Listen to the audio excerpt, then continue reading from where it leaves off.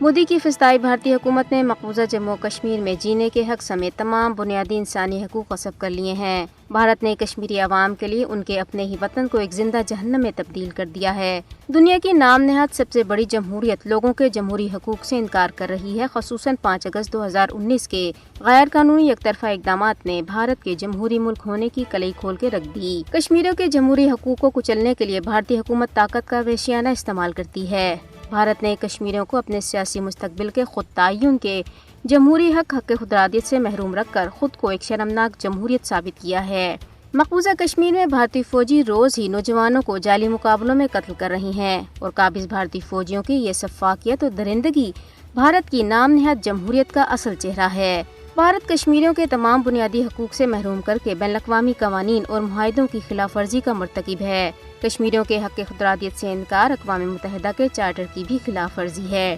انسانی حقوق کے عالمی ادارے پہلے ہی مقبوضہ جموں و کشمیر میں نسل کشی کے بارے میں خبردار کر چکے ہیں۔ کشمیریوں کو ان کے بنیادی حقوق بشمول حق خود ارادیت کے حصول میں مدد کرنا حضی شعور انسان کا فرض ہے۔ وقت آ گیا ہے کہ اجتماعی طور پر فاشسٹ مودی کو بتایا جائے کہ مقبوضہ جموں و کشمیر میں غیر قانونی اقدامات اور نام نہاد قانون سازیوں سے زمینی صورتحال تبدیل نہیں ہو سکتی، کیونکہ کشمیر بھارت کا اندرونی معاملہ نہیں بلکہ بین الاقوامی سطح پر تسلیم شدہ تنازع ہے۔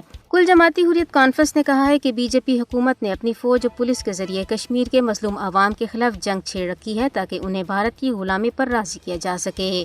پی ڈی پی کی سربراہ محبوبہ مفتی نے بھی کہا ہے کہ جموں و کشمیر میں ہر طرف مایوسی کا عالم ہے اور لوگ خوف و دہشت کے ماحول میں جی رہے ہیں۔